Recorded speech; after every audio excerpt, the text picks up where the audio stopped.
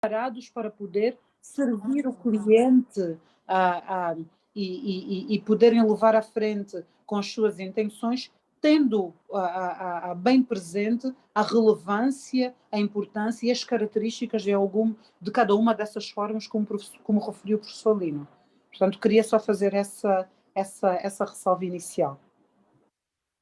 E muito bem feita, e obrigado, doutor Alexandre, muito obrigado. Mas eu colocava aqui mais uma questão, primeiro ao professor Lino e depois à Alexandra, porque com essas chegas que foram aqui apresentadas, vê-se de facto que é importante nós olharmos para outras formas de resolução de conflitos, ainda que vistas como alternativas para aqueles que optam como primária a via judicial, mas também aqui a questão que se coloca é, para um advogado angolano,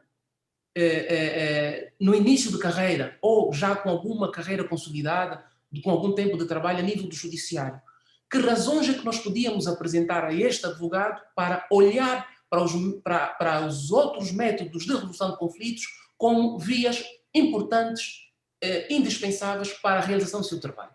Há quem diga, inclusive, que estas vias de resolução de conflitos surgem para prejudicar os advogados. Eu já ouvi, inclusive, um comentário feito nesse sentido nas redes sociais. Que conselhos e que visão pode apresentar aqui o professor Lino de Avuto e Alexandre relativamente a isto? Como é que o advogado angolano que não conhece ou que está agora a tomar contacto com essas ferramentas pode olhar para elas como efetivamente boas ferramentas de trabalho? Bem, doutor Sérgio, um bom advogado, ainda que jovem advogado, um bom advogado deve avaliar sempre a forma mais adequada para proteger os interesses dos seus clientes. Eu vou utilizar a expressão, a palavra cliente, em vez de constituintes, tem que procurar a forma mais adequada para resolver o problema. E a via judicial não é a via mais adequada para resolver todos os problemas.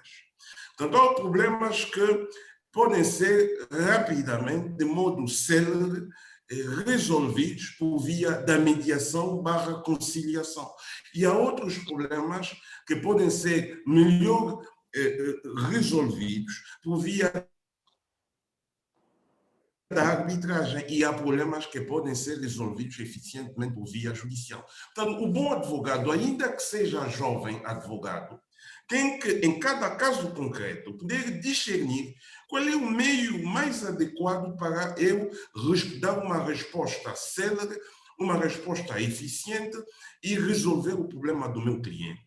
Portanto, o conhecimento dos meios alternativos de resolução de litígios, então, apresenta-se neste contexto importante para o advogado.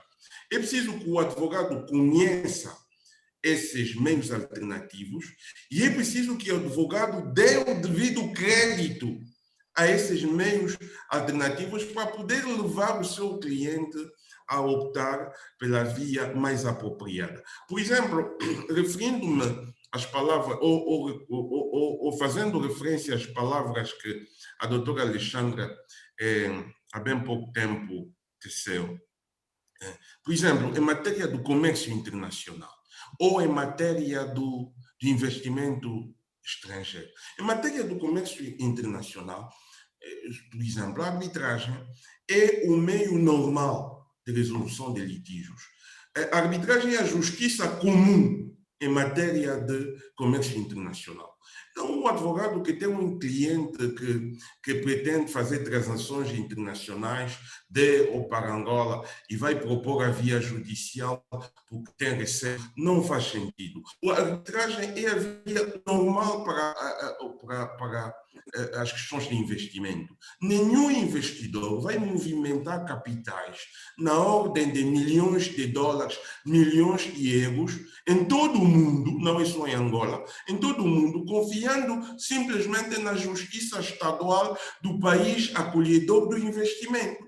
Isso não se verifica, porque é o seguinte, quer em matéria de comércio internacional, quer em matéria de investimentos estrangeiros, a arbitragem, por exemplo, é a via normal de resolução de litígios.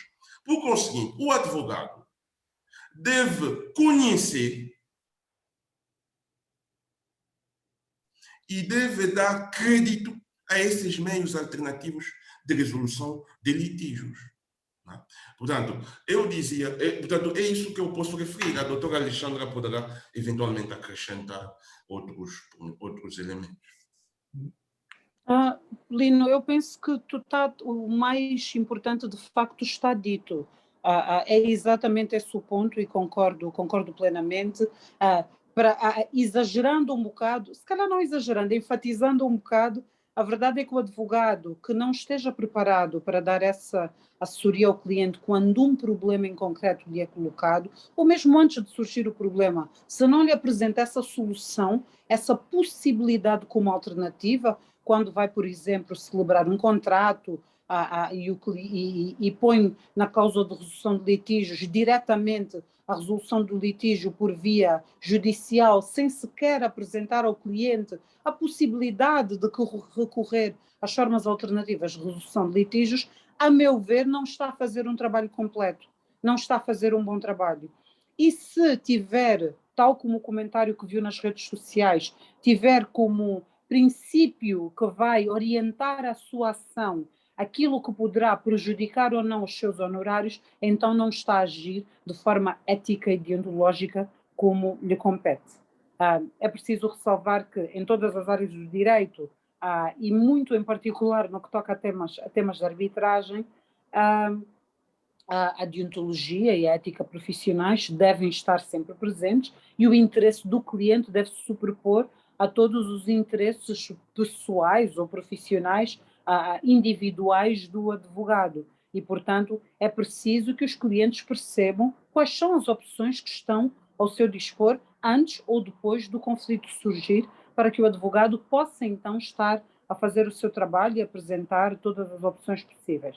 É muito importante, Sérgio, e se calhar aproveito aqui para dar esta chega, é muito importante que a nível académico se comece a pensar em colocar cadeiras sobre formas alternativas de resolução de litígios. Havia apenas uma universidade em Angola que tinha, a Universidade de Gregório Semedo, se não me engano, que tinha esta cadeira como alternativa. Nas outras universidades, sei que a matéria sobre arbitragem e outros ADR são inseridos no âmbito de outras disciplinas e, portanto, é apenas um excerto, mas parece-me extremamente relevante, por todas as questões que já foram aqui avançadas por mim, pelo professor Lino, que os estudantes, ainda durante o seu percurso académico, percebam que, de facto, está ali um instrumento jurídico que, de facto, importa que os juristas conheçam e importam que os juristas deem a conhecer aos seus clientes,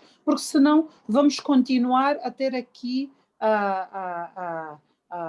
vamos ter aqui juristas incompletos e vamos ter aqui um desenvolvimento parco da arbitragem que de facto torna-se cada vez mais interessante. Sérgio, só aditando aqui alguns dos exemplos que já foram avançados pelo professor Lino, há dias estivemos a discutir num fórum da MG Advogados sobre contratação pública, ontem esteve-se a discutir no âmbito de um fórum sobre o projeto do metro de superfície de Luanda, onde se falou muito sobre parcerias público-privadas e, portanto, se olharmos para estas matérias que aparentemente nada têm a ver com o que estamos aqui a falar, mas iremos perceber, se olharmos, por exemplo, para a lei das parcerias público-privadas, que a forma de resolução de litígios que foi utilizada pelo legislador é, de facto, as formas alternativas de resolução de litígios, a mediação,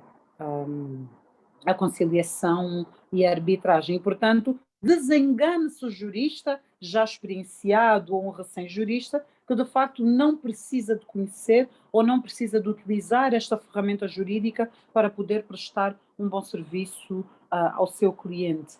Por outro lado, tal como nestas áreas de que falamos, quando se trata de contratação pública em geral, com investimento estrangeiro, quase, eu diria, acho que posso arriscar que sempre, ou quase, tirando aqui algumas exceções muito pequeninas, mas quase sempre é utilizada a arbitragem internacional como forma de resolução de litígios e, portanto, temos aqui já no nosso ordenamento jurídico uma panóplia de matérias arbitráveis e a utilização da arbitragem e dos outros ADR num leque de matérias muito amplo.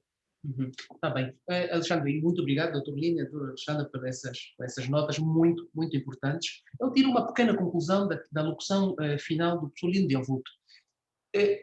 Podemos então aí extrair essa conclusão, professor. O advogado que quer crescer sem conhecer a arbitragem está condenado à falência? Ou seja, ele não vai crescer assumindo grandes demandas, trabalhando com grandes empresas, sejam nacionais, sejam internacionais, trabalhando em grandes processos de investimento, grandes processos de natureza financeira, porque há matérias que de facto reclamam, como disse há pouco tempo Alexandre, determinada forma de resolução de conflitos e olham como que meio essencial e primordial à forma de resolução de conflitos pela via extrajudicial. Será que estaríamos certos se fizéssemos essa conclusão?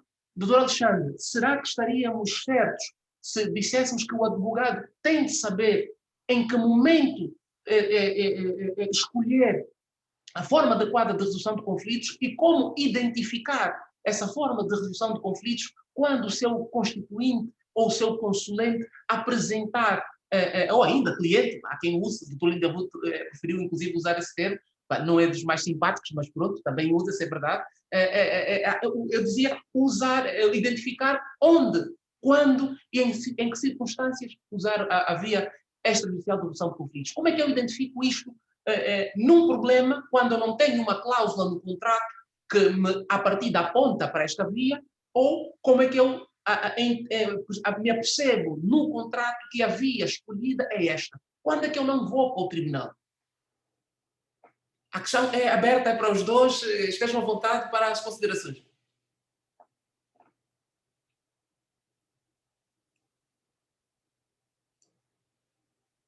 Acho que perdemos o professor Lino.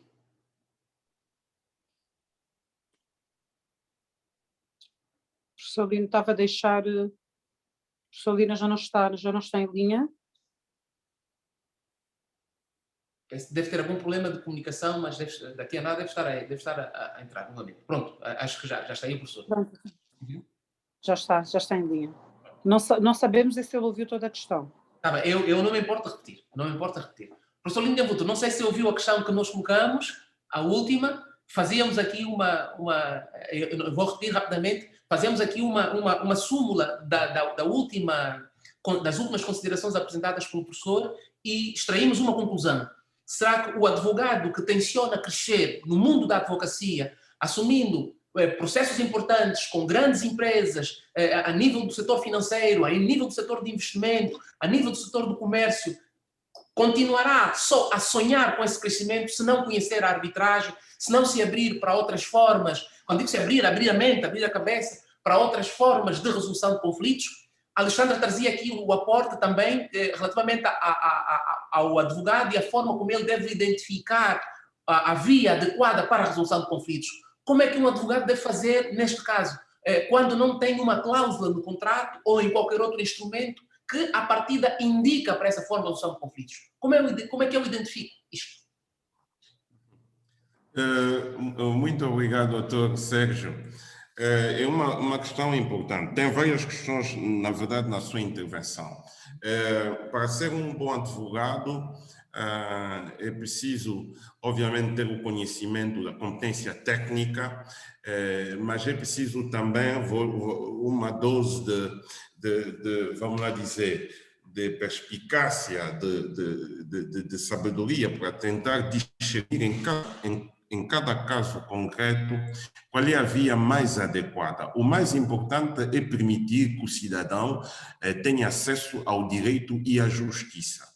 E permitir que as empresas que venham consultar o advogado possam aceder, ter acesso às melhores soluções de direito que o ordenamento jurídico proporciona. Portanto, isso vai depender também de uma certa maturidade por parte do advogado.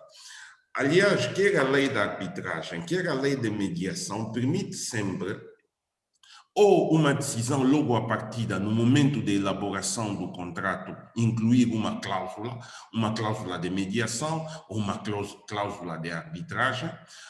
E essas leis permitem também, no momento a posterior, quando surge efetivamente o diferendo, o advogado possa discernir se é propício, se é um momento propício para propor a celebração de um compromisso ou de uma convenção de mediação, para no momento em que já surgiu o litígio, as partes desavindas recorrerem ou à mediação ou à arbitragem. Portanto, é preciso alguma sensibilidade, é preciso algum discernimento. Bom, há questões que, por exemplo, se o objetivo é, depois de resolver o problema, as partes conseguirem reiniciar as relações comerciais como antes do conflito, a mediação ou a arbitragem apresentam-se as vias mais adequadas.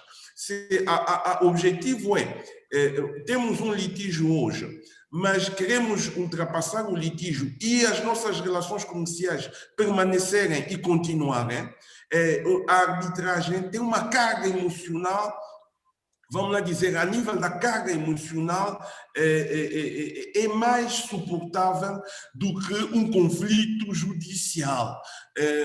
Porque a postura dos advogados, por exemplo, na mediação, é diferente da postura dos advogados num processo judicial. Por exemplo, ou a postura do advogado é diferente na arbitragem e diferente da postura que teria num processo judicial. Portanto, se o objetivo é, de facto, permitir o reinício a posteriori das relações comerciais, é preciso um discernimento, a maturidade necessária para levar as partes a um método que garanta a confidencialidade, a um método que garanta a celeridade. Portanto, em 6 meses, num processo arbitral, é possível obter a sentença. Num processo de mediação, em 4 meses, é possível obter um acordo, o acordo mediado. Portanto, é melhor essa solução do que ficar 2 anos, 5 anos num tribunal judicial. Portanto, é preciso discernimento, é preciso aliar a competência técnica ao discernimento, à sabedoria, para encontrar as melhores soluções possíveis para o cliente. Doutor Alexandre, quer complementar? Sérgio, só aqui uma pequenina nota para acrescentar. Não me parece que o advogado deva necessariamente ou obrigatoriamente, talvez obrigatoriamente seja a palavra mais adequada, dominar estes instrumentos jurídicos, mas deve conhecê-los, nem que seja para direcionar o cliente e depois para se passar o assunto a um colega ou um parceiro que seja mais experiente nessas matérias. Portanto, nós juristas não temos que dominar todas as áreas do direito, não o conseguimos fazer por mais que por vezes tentemos. Há juristas que tendem a especializar-se em determinadas áreas em concreto, que criam boutiques direcionadas para matérias específicas. Aqui em Angola é mais comum haver advogados generalistas, sendo que alguns juristas vão apostando e destacando-se em determinadas áreas. Não dominar os ADR não significa não poder se ingrar na carreira e não ter grandes clientes nacionais e internacionais, mas é preciso ter conhecimento genérico do Instituto para poder direcionar os seus clientes e prestar então o melhor serviço possível aquele que está a confiar o seu assunto e os seus interesses aos serviços de um jurista. E, portanto, queria só deixar aqui esta nota para que não olhem para isto como uma obrigatoriedade. Nem todos os advogados fazem barra, nem todos os advogados vão a tribunal, e, portanto, mas todos os advogados devem conhecer os preceitos gerais que podem informar um litígio judicial, tal como se trata aqui de um litígio arbitral ou um litígio sujeito a outras formas de resolução de litígios. Portanto, queria só deixar esta nota. Ok, nota muito bem apresentada, mas aqui tentando também, não replicando, porque o moderador não tem esta missão, e nem vou fazê-lo, nem é minha intenção, mas também sem escamotear a realidade. Se quer manter de facto um cliente com um determinado escritório, é necessário que de facto esse escritório consiga dar respostas às necessidades desses clientes. E não só a identificação da forma de resolução de conflitos e a melhor orientação, como também, aliás, porque a nossa profissão é uma profissão que está subjacente a uma base, deve estar subjacente sempre a uma base de confiança. A partir do momento em que eu deixo de assessorar ou apoiar o meu cliente porque eu não domino a via de resolução de conflitos que é a mais adequada para a resolução do seu problema, eu estou a abrir uma janela, ou pelo menos uma porta, para que ele, qualquer dia, vá-se embora se conhecer o Dr. Lino de Amvuto ou se conhecer a MG Advogados. Vai para lá por conta de uma arbitragem e não volta mais. Então, ter esse cuidado. Sérgio, sem dúvida nenhuma, nós estamos aqui a tentar afastar a necessidade de os conhecer. Só queria tranquilizar aqui quem nos ouve para dizer que não é necessário, não é obrigatório a dominar o Instituto, mas é sem dúvida nenhuma necessário conhecê-los para poder ou tratar do assunto pessoalmente ou poder encaminhar um profissional que esteja mais habilitado para tal. Sérgio, na prática da nossa profissão, na advocacia, quantas vezes assuntos foram passados a colegas que estavam mais aptos para o fazer em determinadas áreas em que nós não pratiquemos? E, portanto, eu acho que esta honestidade profissional e intelectual também é necessária para que possamos melhor servir os nossos clientes de uma forma geral. Isso também é verdade, isso também é verdade. E fechando esse assunto, eu só acho que aquilo que é bom que está em nossa casa, o melhor é não dizer ao outro que isso. Qualquer dia vai para lá buscar. Sem dúvida. Sem dúvida. Uma última questão, e para nos abrirmos também para os nossos participantes, que já há questões no chat, há vários comentários no chat, e eu agradeço por esta participação dos nossos participantes e amigos. Uma última questão, primeiro para o Dr. Lino e depois para a Alexandra, ou na ordem contrária, se assim entenderem. Não devemos olhar para os métodos extrajudiciais de resolução de conflitos com este ceticismo pelas razões que já aqui foram apresentadas, porque de facto são vias, ou poderão ser sempre, na mais das vezes, boas vias de resolução de conflitos. Essa questão está, acredito eu, bem percebida com as excelentes locuções que aqui foram apresentadas.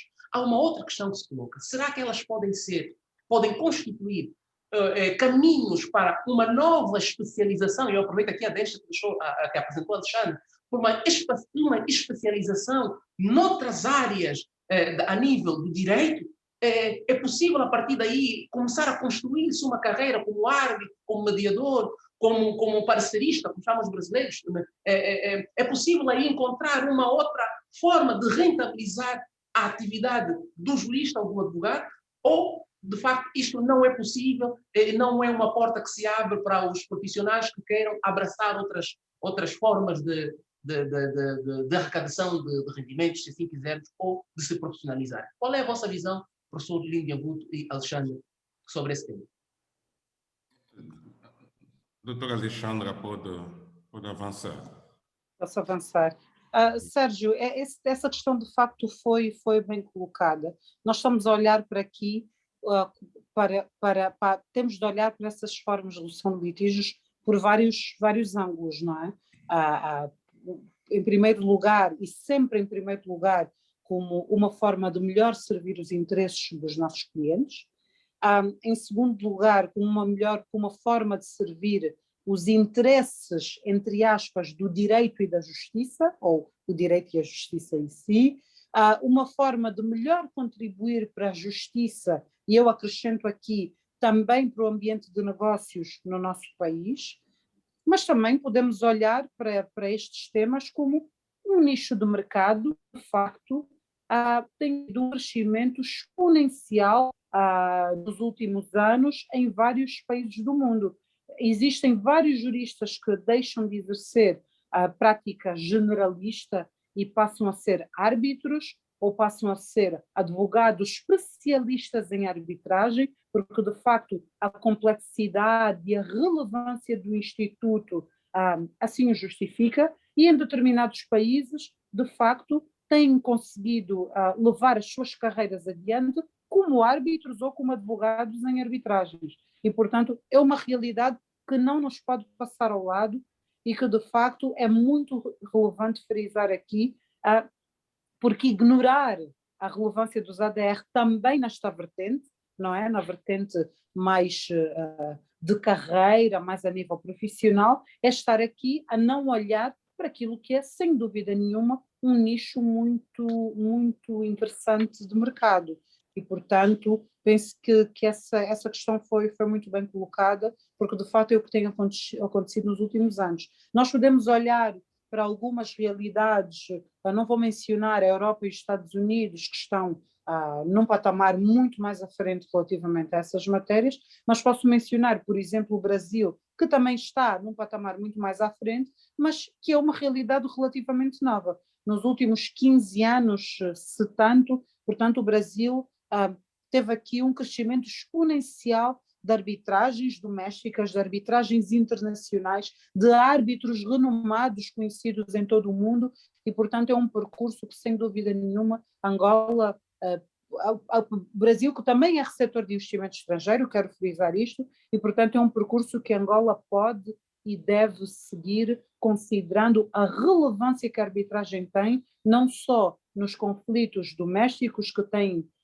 o grande condão de aliviar a pressão que os nossos tribunais sofrem e, portanto, contribuindo aqui também para a prossecução do direito e da justiça, porque a justiça quer-se justa e quer-se célere, mas também porque a nível internacional é de facto a forma preferencial de resolução de litígios por parte dos investidores e dos players internacionais, e não podemos fechar os olhos a essa realidade que nos é tão cara, é-nos tão importante já no mercado jurídico de hoje. Portanto, é uma realidade bem atual.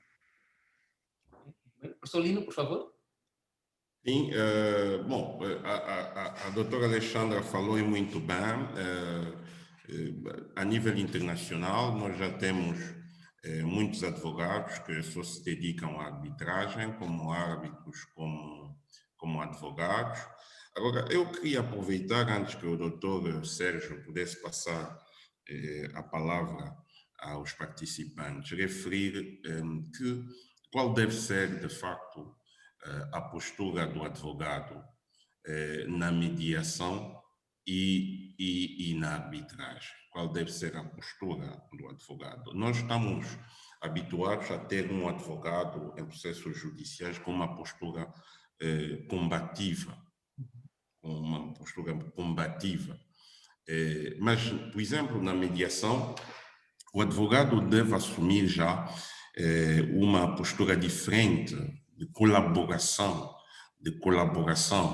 Ele tem que, primeiro, logo no início, tem que esclarecer bem o cliente sobre o papel do mediador. O que o mediador vai desempenhar como papel. Sobre a assinatura da Convenção de Mediação, o que é isso? Quais são as suas implicações? Ele deve estar em condições de dar esse esclarecimento. É isso que a doutora dizia. Não é preciso que o advogado seja um especialista, mas tem que conhecer o suficiente, o normal, para promover esses meios alternativos de resolução. Tem que desenvolver o próprio advogado a capacidade de escuta, tem que saber ouvir, tem que ser um facilitador do diálogo. Às vezes, na mediação, o mediador tem que se retirar e falar somente com uma das partes. O advogado tem que estar em condição de explicar o que é isso, porque que o mediador está a fazer isso.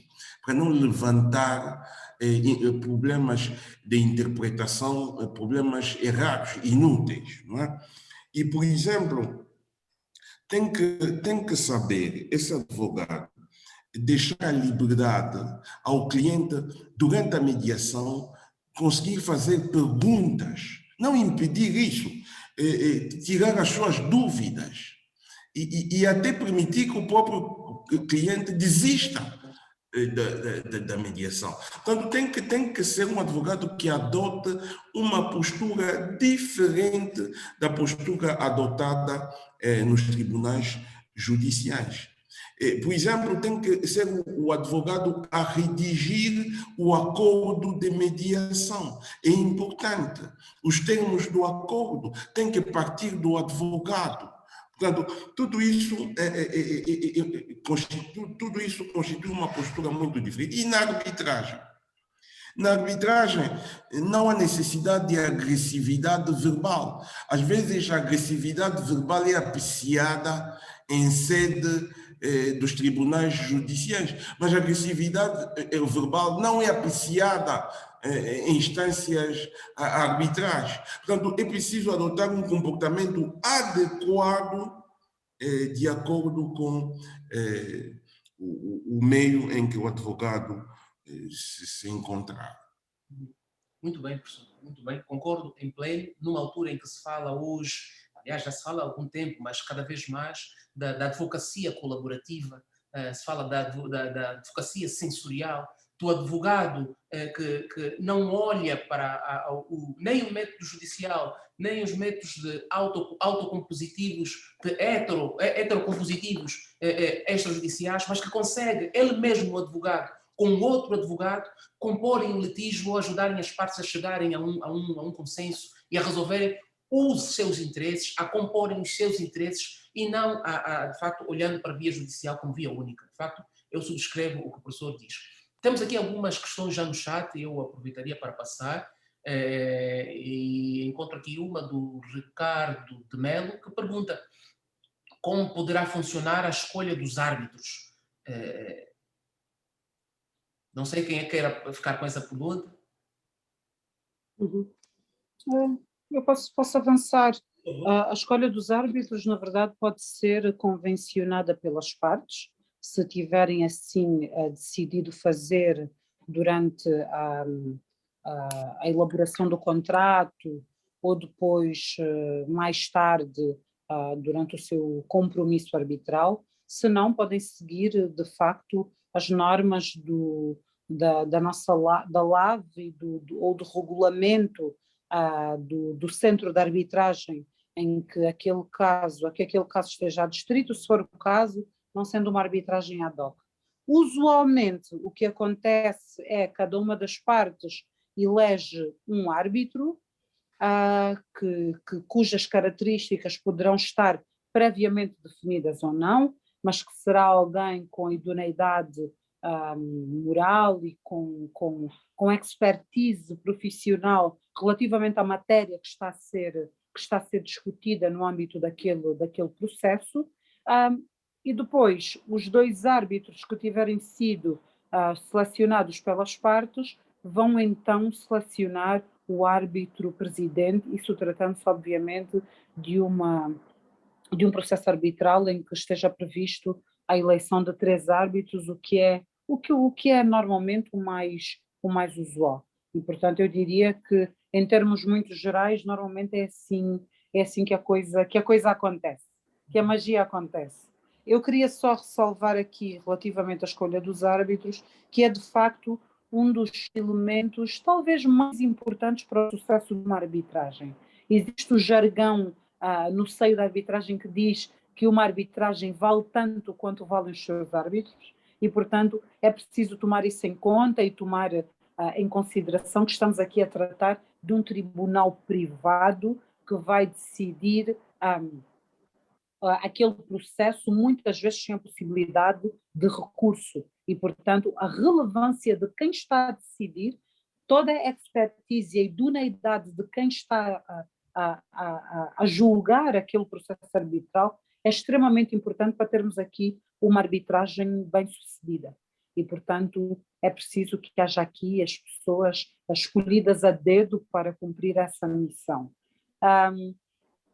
Tal como foi referido antes, questões de ética e de ontologia profissional são relevantes durante a prática de toda a nossa atividade enquanto advogados.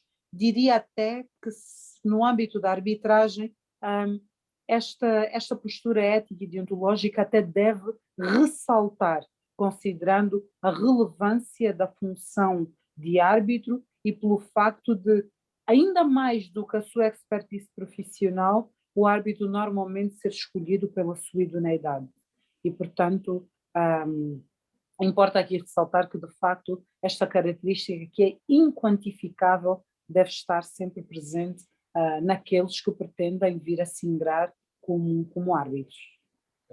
Muito bom. Muito bem, doutor Sérgio, vou acrescentar mais algum elemento que é preciso evitar a indicação do nome do árbitro na própria convenção de arbitragem. Por exemplo, numa cláusula compromissória, não é? Porque uma cláusula compromissória vai visar a resolução de litígios futuros e nunca se sabe se no momento em que vai surgir o litígio, o árbitro ainda estará em condições de atuar nessa condição. Pode ocorrer que o árbitro viaje ou eventualmente já tenha deixado este mundo. Por conseguinte, é preciso sempre evitar a indicação do nome concreto do árbitro na cláusula compromissória.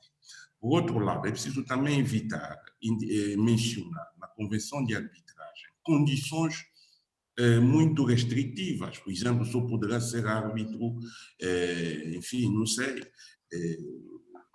um doutor em ciências, por exemplo, em direito, um doutor em matemática, por exemplo, um doutor em informática. Bom, essas condições muito restritivas podem, de facto, tornar a convenção caduca. Suponhamos que estamos num país onde há apenas 2 doutores em informática e os 2 viajaram. Quem é que resolve o litígio? Acabamos por ficar com uma convenção que não é suscetível de funcionar. Portanto, é preciso evitar condições muito restritivas, é preciso evitar a indicação incorreta da pessoa, que a convenção seja intuito, com um caráter intuito de persona quanto à designação do árbitro. É só e apenas isso que eu queria Muito bem. E muito bem acrescentar. Muito bem lembrado, principalmente num período de pandemia, né? Que tudo pode acontecer a qualquer altura. Professor, há aqui uma outra questão no chat, nos traz a senhora Domingas Vítor, que procura saber como impulsionar o recurso a estes métodos de resolução de conflitos, não vou ler a parte alternativa, ou a palavra alternativa, por várias razões, para reduzir a demanda nos nossos tribunais. Eu digo isso porque não sou muito apologista dessa qualificação como alternativos. Eu acho que não são inatas desses métodos. Elas são circunstanciais. Tal como a via judicial, circunstancialmente pode ser alternativa. Então, por essa a razão do colega Domingas, não é nada contra si, nem contra a questão que colocou. Professor, qual é a resposta que se pode dar a isso? Como impulsionar a via da resolução extrajudicial por esses diferentes métodos, de modo a reduzir as demandas nos tribunais judiciais? Nós estamos a dar passos interessantes, passos importantes. Se nós olharmos, fizermos uma retrospectiva, há 10 anos, há 20 anos atrás, não se falava, não se discutia essas questões que estamos aqui a debater. Então, houve uma evolução muito grande. A partir da Constituição de 92, depois da Constituição, nós tivemos a eleição portanto, do primeiro bastonário da Ordem dos Advogados de Angola, o Dr. Manuel Gonçalves, que também trabalhou muito para o desenvolvimento da arbitragem em Angola.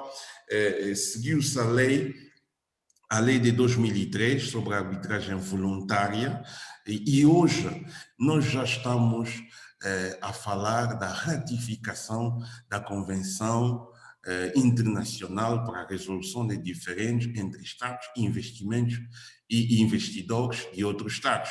Angola já ratificou a Convenção de Nova York, de 1958, portanto, nós já temos, a nível legislativo, tanto nacional como internacional, nós já temos um conjunto de instrumentos jurídicos que permitem, portanto, o desenvolvimento da arbitragem em Angola. Nós estamos a marcar bons passos. Em pouco tempo foi feito, muita coisa foi feita. Agora, impulsionar passa sempre pela divulgação, passa pela formação, e essa iniciativa do Conselho Provincial de Luanda, da Ordem dos Advogados de Angola, participa desse processo de impulsionar os marcos, de impulsionar os marcos. Portanto, nós temos que ter isso, de facto, em consideração. Ok. Professor Lino, tem aqui uma pergunta que é direcionada para si e tem uma outra que não vai direcionada para nenhum dos nossos convidados, então eu vou deixar para Alexandre. A pergunta para a Alexandra, que eu faço para a Alexandra, que aqui não vem direcionada, é o que significam ADRs, porque várias vezes foi aqui mencionado essa designação em inglês, não é? Mas foram aqui várias vezes que procura saber aqui o que são ADRs. Alexandre. Pois é, Sérgio, acho que é defeito, é defeito de profissão usar essa sigla que é tão prática, mas de facto é a sigla em inglês para Alternative Dispute Resolution, portanto formas alternativas de resolução de litígios. Por isso é que usamos usualmente os ADR, que no jargão internacional e a arbitragem, lá está, tal como foi referido aqui, é muito internacional, é muito usada e daí também a nossa tendência para usarmos. Sérgio, queria só fazer aqui uma chega e complementar o que disse já o professor Lino. Eu concordo plenamente que, de facto, nós estamos aqui a dar os passos muito, muito significativos em termos de tornar Angola um país amigo da arbitragem. A nível legislativo, como o professor Lino bem referiu, nós temos aqui uma panóplia de instrumentos jurídicos à nossa disposição, que de facto mostram que há esta predisposição para acolher a arbitragem como um dos instrumentos jurídicos relevantes para a resolução de litígios, a arbitragem e os outros ADR, mais uma vez. Há muito, muito, muito recente a adesão à Convenção de Washington mostra isso, mas a grande verdade é que a arbitragem não é um instituto novo, não é? Houve esta promoção nos últimos anos e a partir de, portanto, seguindo todo o percurso cronológico que o professor Lino explicou, mas a verdade é que a arbitragem já existia no âmbito do Código de Processo Civil e, portanto, teve nas últimas 2 décadas este impulsionamento bem significativo. O professor Lino já referiu, mas queria só frisar que, de facto, a Ordem dos Advogados tem feito também um papel considerável nesse aspecto, é uma das entidades promotoras da Conferência Internacional de Arbitragem de Luanda e, portanto, tem tido um papel mesmo muito relevante para a promoção do Instituto. Aqui também não podemos deixar de frisar o MUT Arbitral de Luanda, que é um concurso que já existe há 3 anos, está agora na 3ª edição. Tanto eu como o professor Lino fazemos parte da Comissão Executiva da organização do MUT, que põe os nossos estudantes de Direito em concurso para resolver um caso arbitral fictício, e posso dizer com muito, muito orgulho que temos tido prestações maravilhosas, muito interessantes, e vamos ter agora, em outubro deste ano, a primeira vez em que uma das equipas nacionais vai participar num MUT internacional lusófono, e portanto parece-me ser um passo aqui bem interessante para que possamos estimular e continuar a investir no estudo, no desenvolvimento e no estudo da arbitragem a partir da universidade, porque é aí que essas matérias têm que começar a ser estudadas. Temos juristas e quase juristas com muita qualidade e, portanto, é preciso também incentivá-los no estudo dessas matérias para que possam ser eles também os grandes precursores e promotores do Instituto, para que possam pôr em prática aquilo que no papel, em termos legislativos, já existe. Ok, muito bem, Alexandre. Só aqui um complemento muito rápido mesmo, porque o nosso amigo poderá encontrar outras designações, outras abreviações, poderá encontrar a abreviação Marques com E, ou Marques com A, ou Merques com E, e é tudo métodos adequados de resolução de conflitos ou métodos extraoficiais de resolução de conflitos.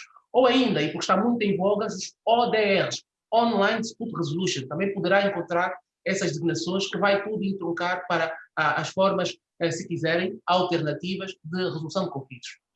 Professor, aqui a questão, eu vou ler exatamente como está, essa vai direcionada ao professor Lino de Anvuto. Como adquirir a qualidade de árbitro? Por exemplo, o professor Lino é árbitro, como adquiriu tal qualidade? Frequentou uma formação específica para o efeito? Professor, essas perguntas são suas.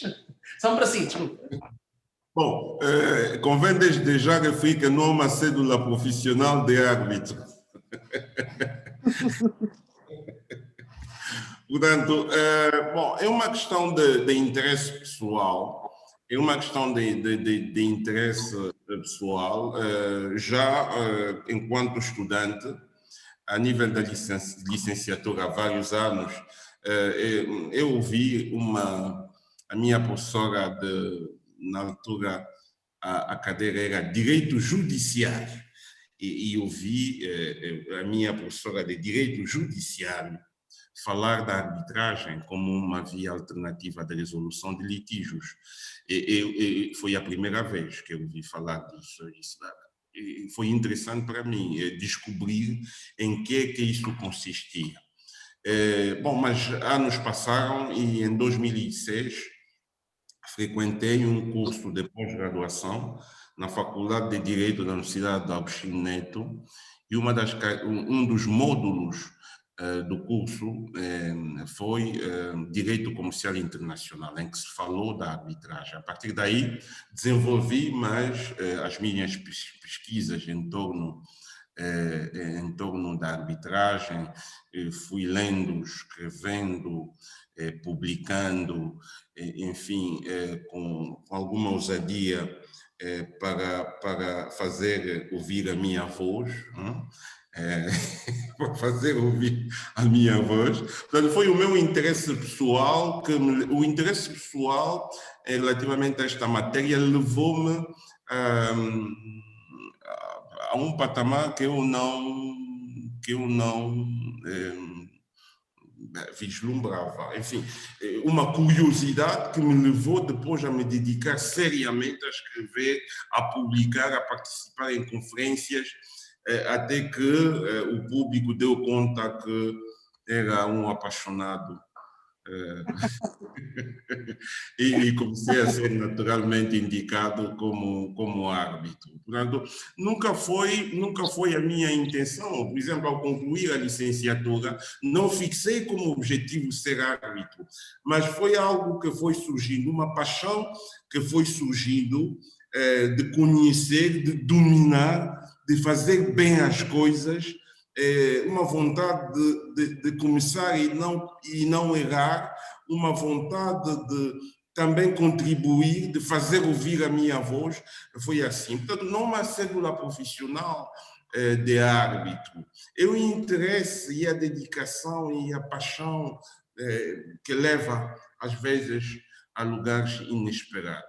Muito bem, está bem. E Lino, deixe-me acrescentar a idoneidade profissional que transmite, todos esses elementos acabam por conjugar perfeitamente em si e torná-lo, sem dúvida nenhuma, uma das grandes referências da arbitragem em Angola.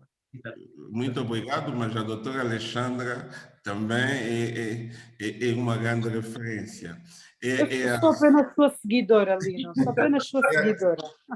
Para além de ser uma associada de luxo da Ordem dos Advogados de Angola, é uma excelente árbitra. É verdade, isso é verdade, sim, senhor.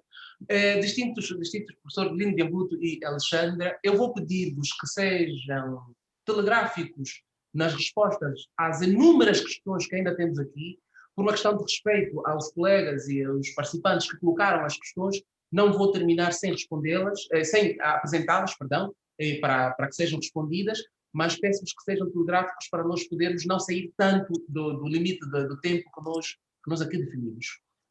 E eu vou segurar-me para não fazer muitas achegas às vossas respostas, porque eu também sou apaixonado e a minha paixão já é quase platônica, mas não é platônica, e ainda bem. Tem aqui uma questão e eu vou direcioná-la para a Alexandra, porque respondeu à pergunta que vai de encontro a esta inicialmente, que foi colocada pelo, não vem aqui, acho que o colega Ricardo Melo, penso também ser advogado, e pergunta por que a escolha dos árbitros só pode ser obrigatoriamente em número ímpar. Exatamente, tem que ser necessariamente em número ímpar para haver aqui, como é que podemos dizer, um desempate da decisão, não é? Obviamente que o árbitro-presidente tem o seu peso relativamente à decisão que é tomada, mas tal como em muitos processos decisórios, os números ímpares acabam por ajudar a chegar aqui a uma solução que seja de facto a mais conveniente e diminui também a conflituosidade, de opiniões entre os árbitros. É preciso ressalvar que os árbitros não têm que estar sempre em concordância, é preciso que cheguem, obviamente, a um consenso, mas existem também muitos votos de vencido dos árbitros, daqueles árbitros que não concordam com a decisão que, afinal, é tomada pelo conjunto de árbitros, por aquele corpo de árbitros, e, portanto, em muitas sentenças temos ali votos de vencidos que são bastante interessantes. Mas eu diria que, de uma forma geral, acaba por facilitar o processo decisório por estar em número ímpar. Ok, muito bem. Sendo que é possível ter árbitro único em alguns processos arbitrais. Exatamente, muito bem. Professor Lino de Abuco, tem aqui uma pergunta do Sr. Bartolomeu Gonçalves, acredito ser nosso colega, considerando que esse fórum é fundamentalmente de advogados e juristas, por ser do Conselho Provincial de Luanda, advogados e advogados estagiários, queria dizer. Ele pergunta se, considerando que o professor não coloca, não vislumbra diferenças entre a mediação e a conciliação, como é que se compõem esses conflitos e como é que esses sujeitos devem estar nestes dois métodos de solução de conflitos, no caso na mediação e na conciliação, se não há uma diferença substancial ou uma diferença do ponto de vista prático, aqui para frasear a questão colocada pelo colega Bartolomeu. Portanto, vamos ver como é que a lei vai definir a mediação. A lei entende por mediação o método de resolução alternativa de litígios, através do qual duas ou mais pessoas em controvérsia procuram voluntariamente alcançar um acordo com o auxílio de um mediador de conflitos, sem que este, contudo, proponha um acordo às mesmas. E na conciliação, só muda essa última parte. O conciliador propõe um acordo às partes. Vai ajudar as partes a encontrarem uma solução e propõe um acordo às partes. Ora bem, eu já participei a sessões de mediação em que, no final, o mediador fez a proposta do acordo. E as partes aceitaram esse acordo. Mas a designação do acordo não alterou, foi acordo de mediação e não de conciliação. Portanto, teoricamente há uma diferença, mas na prática, muito facilmente pode haver um deslize. E há esse deslize de forma recorrente em que o mediador, para encerrar o tema, pode propor às partes. É por isso que eu pessoalmente não vejo uma grande diferença entre dos institutos. Mas como é que o advogado deve se comportar? É precisamente isso que nós referimos. Tem que ter uma postura mais colaborativa, tem que ter uma postura que possa ajudar o cliente também a chegar a uma solução consensual. Na mediação como na conciliação vai haver disposição de direitos. E porque vai haver disposição, o cliente vai dispor dos seus direitos. Porque haverá disposição de direitos, é preciso o aconselhamento, a intervenção do advogado é fundamental. E nessa intervenção ele tem que ter uma postura colaborativa, diferente da postura combativa que pode ter em processos judiciais. Pronto. Muito bem, professor. Eu disse que não ia fazer, mas já estou tentado e por uma questão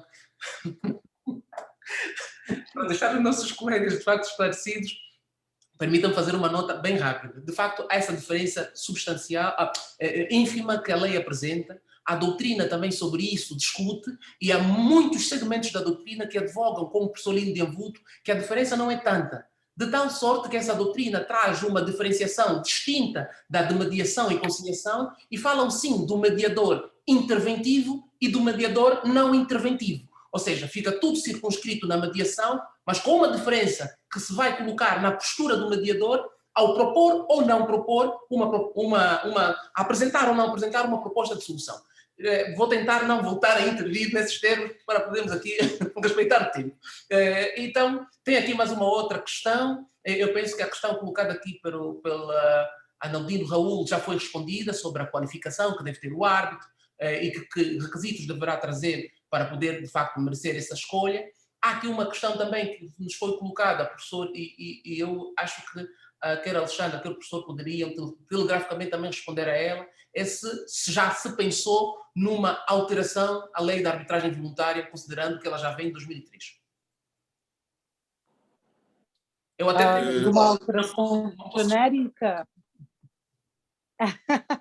Uma alteração genérica? Eu creio que isto pensado assim terá sido pensado, até porque havendo a ratificação da Convenção de Nova Iorque e agora a ratificação da Convenção de Washington, é preciso termos a certeza absoluta de que temos aqui um instrumento jurídico absolutamente completo e que corresponde à inserção no nosso ordenamento jurídico de todas essas convenções internacionais, esses instrumentos internacionais que são dos mais relevantes no âmbito da arbitragem a nível internacional, bem como se temos aqui uma norma, uma lei que está de acordo com o que têm sido as melhores práticas e as últimas práticas no seio da arbitragem internacional. E, portanto, eu creio que isto seja, que esta alteração legislativa esteja na agenda, mas não sei se o professor Lino tem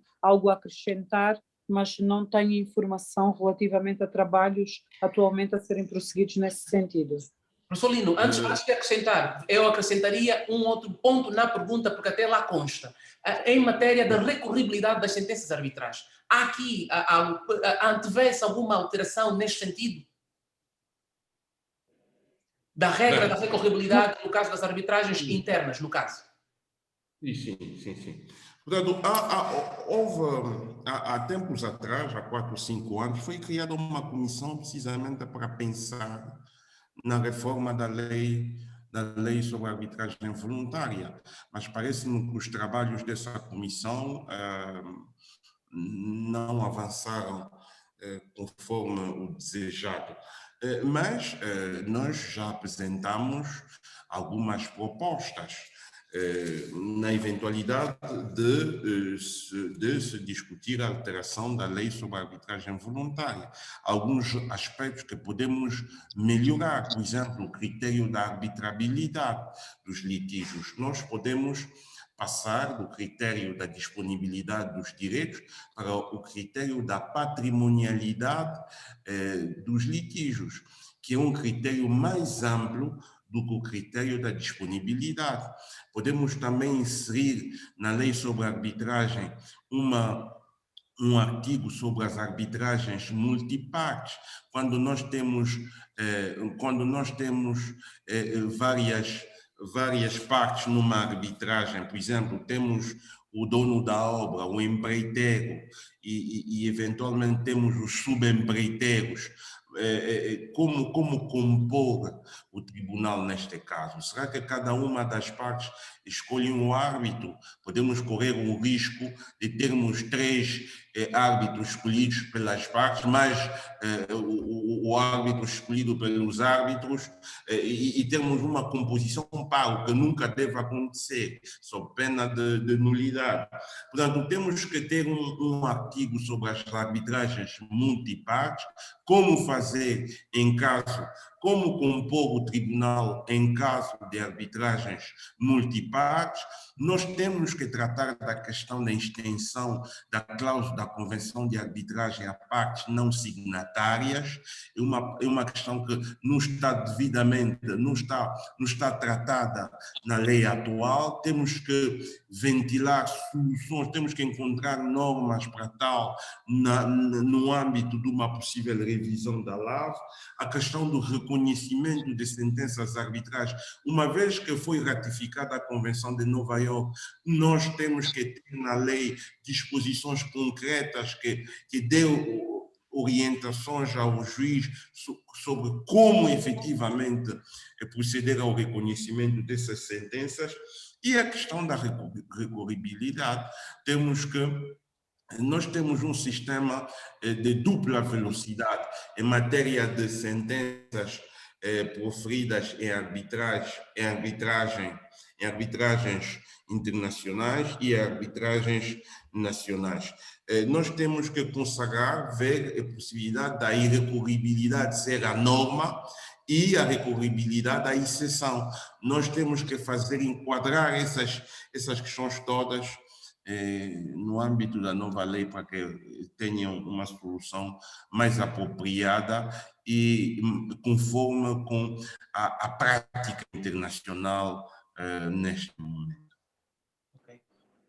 Há aqui uma outra pergunta. E, Sérgio, podemos até estender essa necessidade de revisão ao próprio Código de Processo Civil no que toca a essas matérias, que estão agora, por via da adesão à Convenção de Nova Iorque, cujas normas estão desajustadas com os termos dessa Convenção. Bem, sobre isso, a Comissão de Reforma do Código de Processo Civil pediu-me um parecer e já produziu um parecer para adaptar as normas desse código ao previsto na Convenção de Nova Iorque. Ok, perfeito. Vislumbra-se, professor Línia Buto e Alexandre, a possibilidade de podermos ter um tribunal arbitral de recurso, de modo a evitar a possibilidade do recurso ser feito aos tribunais judiciais? É aqui uma questão também colocada no chat. Nas arbitragens internacionais, é possível recorrer a um outro tribunal arbitral para reavaliar a decisão do tribunal arbitral ad hoc que, em primeira mão, em primeira instância, decidiu o caso. É possível, mas desde que as partes convencionem essa possibilidade de o recurso ser interposto perante outro tribunal arbitral a ser constituído pelas partes. Para as arbitragens internacionais, essa possibilidade existe. Para essa possibilidade existe, se houver uma convenção das partes prévia. Agora, quando as arbitragens têm sede em Angola,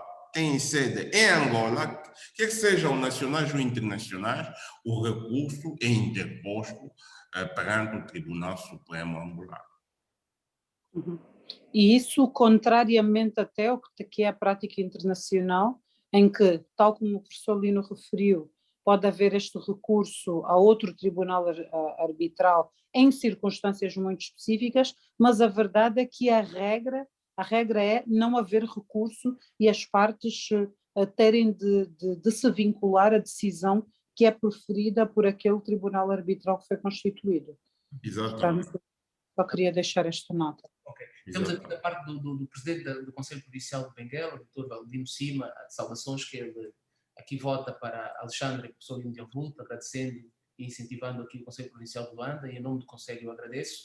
A doutora Nacirema Adriano pergunta como é que nós podemos, de facto, incentivar ou convencer um constituinte nosso que aponta para o Tribunal Judicial como via para a resolução de conflitos, mostrar a ele que há outras saídas e que poderão ser melhores em sede de um determinado conflito concreto. Que ferramentas, que instrumentos na prática se podem usar para este efeito? Sérgio, eu diria que essa resposta foi sendo dada ao longo deste webinar. De facto, o advogado que conheça a fundo as vantagens dos métodos de resolução de litígios alternativos ao judicial poderá conseguir convencer o seu constituinte a optar por uma dessas vias e não ir diretamente para a via judicial.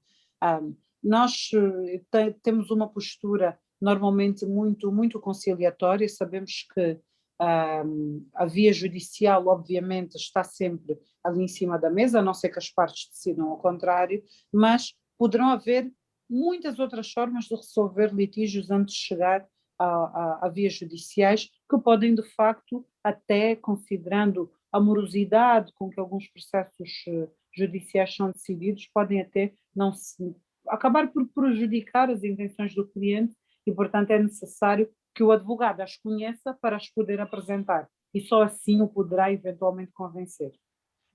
Professor Lino de Ambuto, o argumento que se levanta para não se recorrer à arbitragem como forma de resolução de conflitos por ser bastante onerosa, colhe ou não colhe? Será apenas um argumento que se levanta para se escapar ou para se evitar essa via de resolução de conflitos?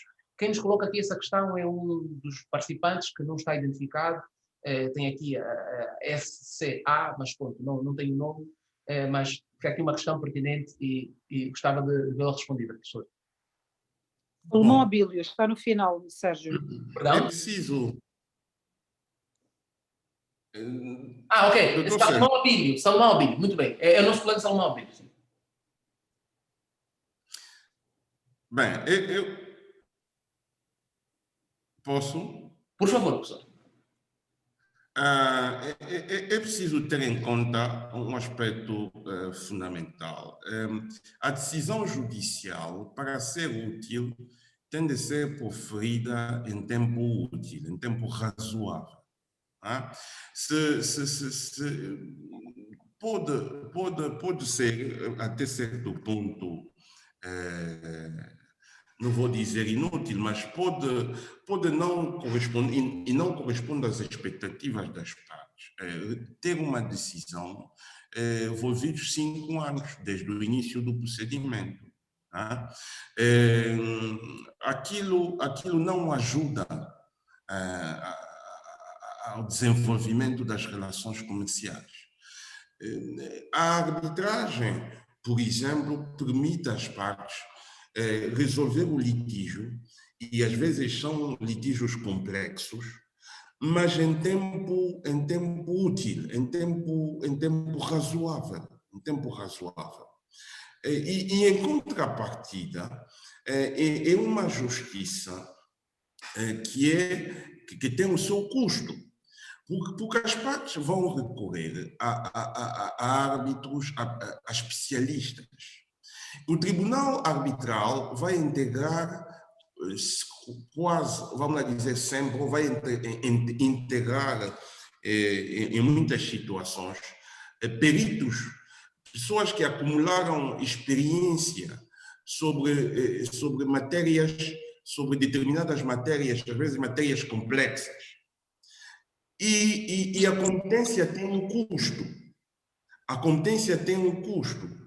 Para alguém ser competente, tem que comprar muitos livros na Almedina, tem que comprar muitos livros nas livrarias jurídicas do país. Em regra, um bom advogado, em regra, um bom árbitro, tem uma biblioteca considerável que lhe permite resolver em 30 minutos as questões que outras pessoas resolvem em 30 dias. Por conseguinte, é preciso considerar o investimento que é feito a montante e que permite ter o resultado ajusante. Portanto, há um investimento que é feito, a competência tem o seu custo, a celeridade no tratamento das questões tem o seu custo. Para você conseguir resolver em 30 minutos aquilo que outras pessoas passam 30 dias a resolver, é porque no momento anterior você fez um investimento em termos para aquisição dessa competência.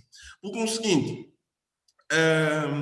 tem o seu custo, é um custo que eu não vou dizer que é um custo excessivo, não, eu peço, e a contrapartida útil para a celeridade que se pretende, a especialização que se pretende, a qualidade que se pretende obter por parte dos árbitros.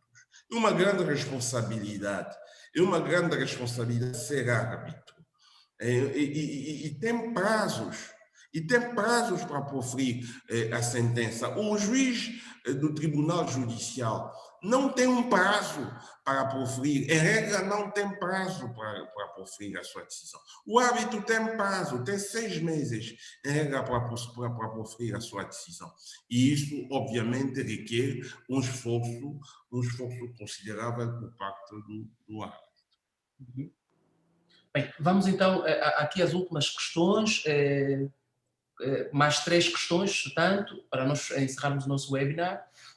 E aqui a primeira questão é colocada pelo colega Serafim Eliote e procura saber se, diante deste quadro que nós temos de advocacia pró-arbitragem, nomeadamente nas matérias de investimento, se não seria importante, não seria imprescindível que os órgãos ou as instituições arbitrais estivessem desmembradas, desvinculadas das instituições públicas.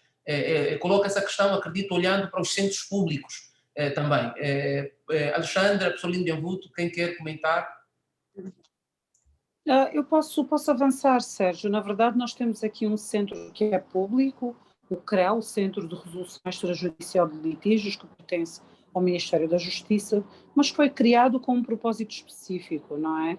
Para ajudar nos esforços de promoção não só da arbitragem, mas também da mediação e da conciliação, e que tem um papel determinante na própria criação dos centros privados de arbitragem. Já existem alguns, estão a iniciar funções neste momento, apesar de alguns deles já terem sido criadas há algum tempo, mas estão a criar condições para isso, e, portanto, a arbitragem quer-se, sem dúvida nenhuma, desvinculada das instituições públicas. Mas não nos enganemos ao achar que estamos aqui perante um instituto que está num planeta à parte relativamente àquilo que é o ordenamento jurídico de uma forma geral. As nossas leis, de forma material e processual, estão envolvidas na arbitragem.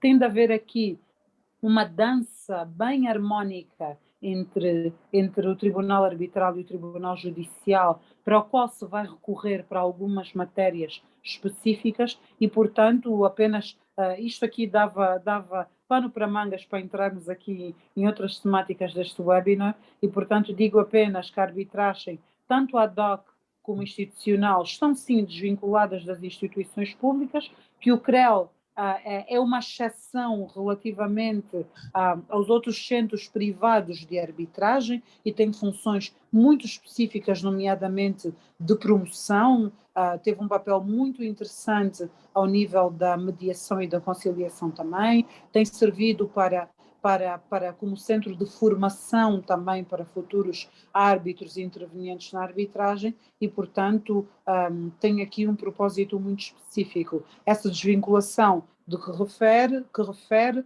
é de facto necessária e é isso que se pretende prosseguir.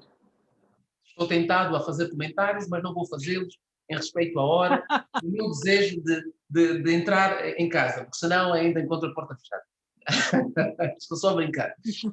Professor Lindo de Anvuto, tem aqui uma questão que eu direciono para o professor. Qual é a força vinculativa da sentença arbitral? Aqui colocada pelo nosso colega Yuri Assis Pontes. Bem, a força vinculativa da decisão arbitral resulta da própria lei. A lei diz que a sentença arbitral tem força, constitui caso julgado e tem força executiva. Portanto, é a própria lei da arbitragem que prevê isso. Portanto, essa força vinculativa resulta da própria legislação e nem é preciso uma homologação dessa decisão. Não é preciso no ordenamento jurídico angolano homologar uma decisão arbitral. Há simplesmente, no fim do processo, uma obrigação de remeter cópia da decisão ao tribunal, ao presidente do Tribunal Provincial de Luanda, para efeitos de estatísticas. Mas não, a lei não prevê uma obrigação de homologação. E, eventualmente, não só para efeitos de estatística, eventualmente na hipótese de se requerer, de se recorrer da decisão. O presidente, o Tribunal Provincial de Luanda, ter, portanto, em sua posse a decisão que foi proferida pelas partes. Mas o facto de o Tribunal, no fim do procedimento, remeter cópia da decisão ou a decisão original, uma via da decisão ao Tribunal Provincial de Luanda, não implica, não significa que se pretende uma homologação dessa decisão. Não, isso não existe no ordenamento jurídico angolano. É para meus efeitos de arquivos, acredito, e também para se beber da experiência dos árbitros, né? Porque as decisões têm muita qualidade a nível da especialidade. Eu acredito que vai um bocadinho nisto.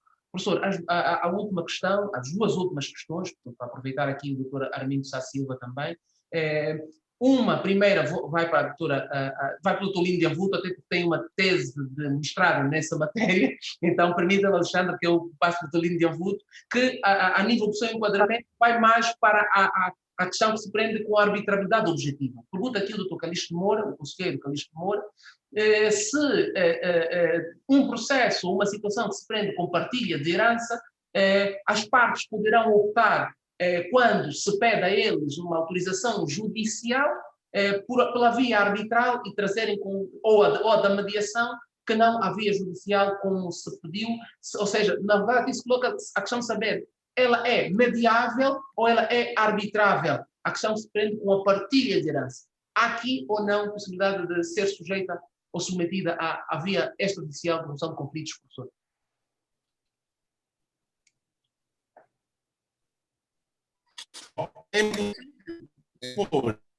A habilidade de analisar essa questão e não instituto. Não podemos excluir logo a partir, por exemplo, todas as questões da família no seu todo. Nós não podemos dizer, por exemplo, o direito da família no seu todo estão.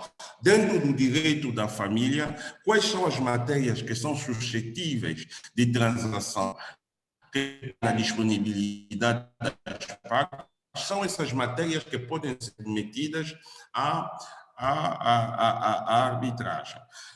Bom, a partilha, por exemplo, a partilha da herança, direito de sucessão. Dificilmente, no nosso contexto, se calhar poderá passar a ideia de submeter isso à arbitragem. Se tivéssemos, por exemplo, optado pelo critério da patrimonialidade, mas facilmente poderíamos dizer que a partilha da herança é uma questão patrimonial e por conseguinte, podemos sujeitar isso à arbitragem. É por isso que eu dizia há bem pouco tempo que o critério da patrimonialidade é mais amplo do que o critério da disponibilidade, porque o critério da disponibilidade suscita muitas dúvidas relativamente a muitas matérias. E também não se sabe quando é que se deve apreciar, às vezes, essa disponibilidade. Porque há direitos que, à partida, não são disponíveis, que mais futuramente podem ser disponíveis, situações que futuramente dão lugar a direitos disponíveis. Os créditos salariais, por exemplo, anteriormente, enquanto o trabalhador estava vinculado pelo contrato de trabalho, não podia negociar os créditos salariais. Eram direitos irrenunciáveis. Mas, fim da relação laboral, os créditos salariais já eram transigíveis. Porque o seguinte, esse critério da disponibilidade, às vezes, apresenta muita dificuldade. Eu diria que, no contexto atual, é difícil admitir isso no direito angolano, mas se tivéssemos optado pelo critério da patrimonialidade, eu não teria dúvida nenhuma. Com o critério da patrimonialidade, a questão da partilha, por exemplo, dos bens dos cônjuges, em caso, por exemplo, de divórcio, também podemos considerar isso como arbitrável, mas com o critério atual, eu não me inclino a aceitar isso. Ou, pelo menos...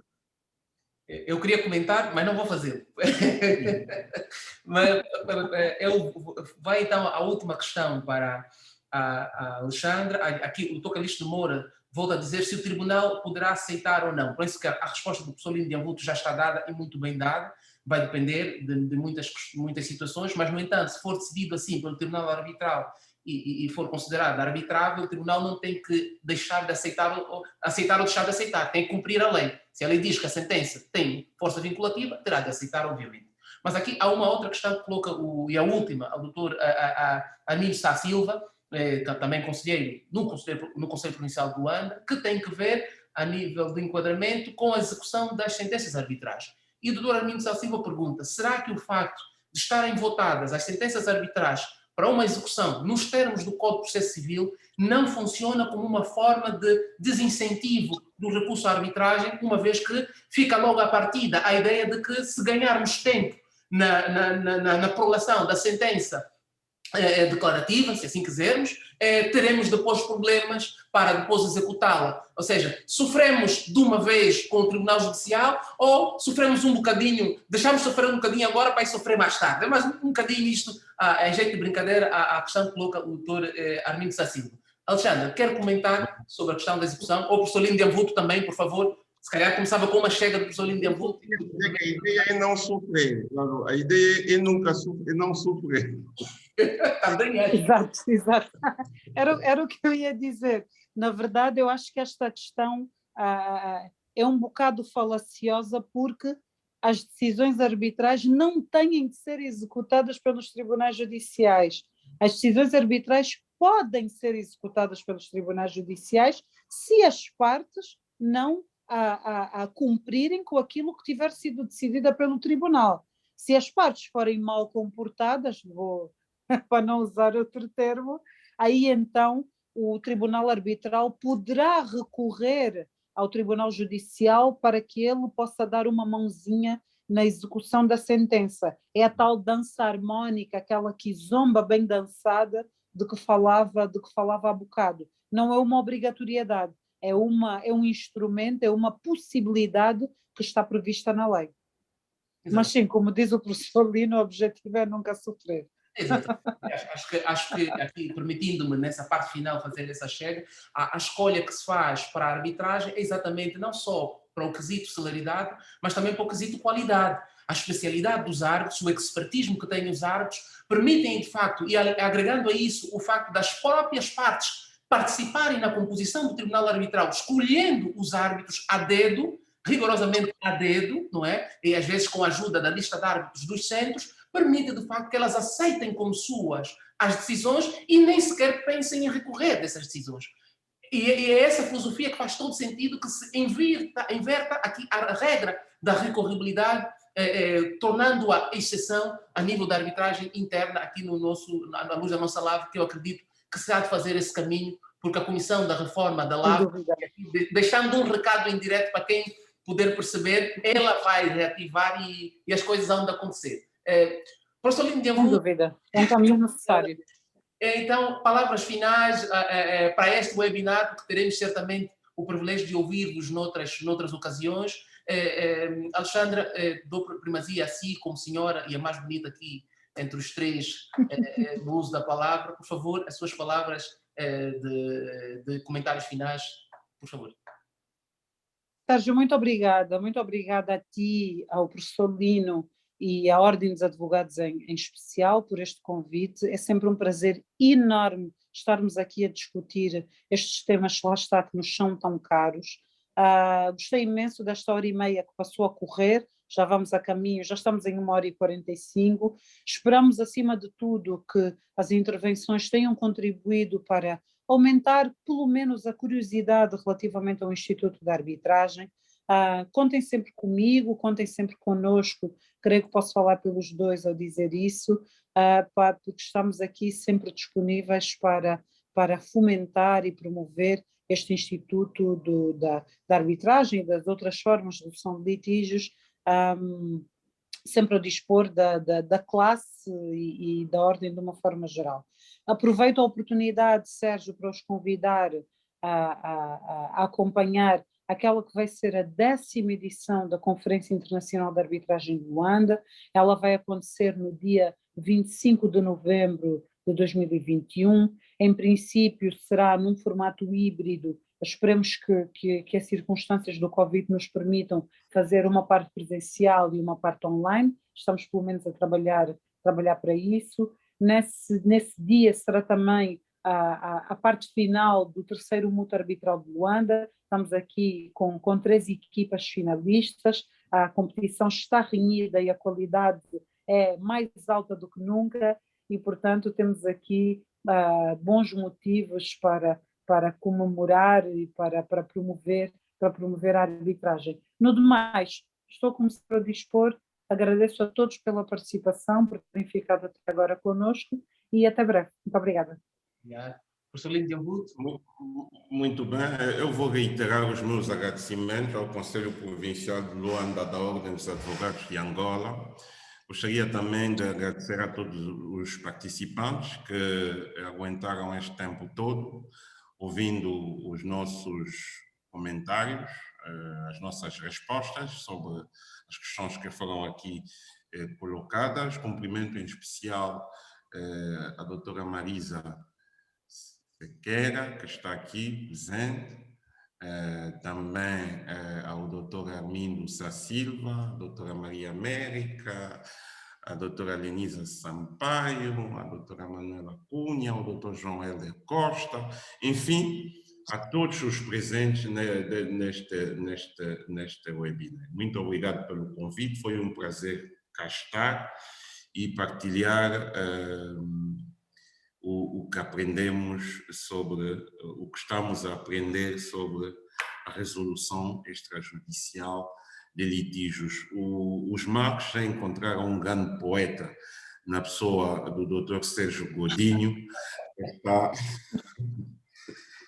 a desempenhar um papel muito importante para o desenvolvimento dos Marcos em Angola. Muito obrigado.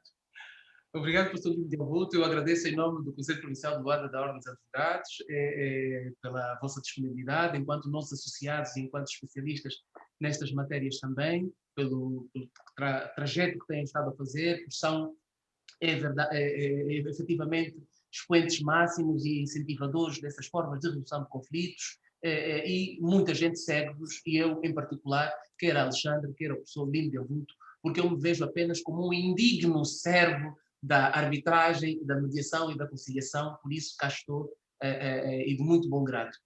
Quero agradecer a todos os presentes, a participação, fica o convite para as próximas atividades que o Conselho Provincial de Luanda há de realizar também neste escopo. Lembrar aqui que estas atividades são realizadas tendo como pano de fundo o cumprimento da nossa proposta e que foi sufragada nas eleições para o Conselho Provincial de Luanda, e que nos propusemos, de facto, a fazer isto, a aproximar-nos dos nossos associados, levar a cultura jurídica e elevar essa cultura jurídica com pessoas que fazem-na muito bem, a nível da advocacia, a nível do direito em geral, e este webinar é exatamente uma prova viva disto, da materialização desses propósitos do Conselho Provincial de Luanda da Ordem dos Advogados, muito bem presidido pela doutora Henriqueta de Sousa da Silva.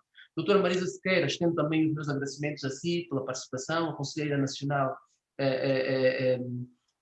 e os Conselheiros Nacionais, para não ficar aqui apenas por um ou dois nomes que estão aqui a participar, para além da doutora América dos Santos, Maria América dos Santos, e pronto, o meu bem-aja a todos nós, o meu bem-aja ao Conselho Provincial de Luanda e à Ordem dos Advogados no geral.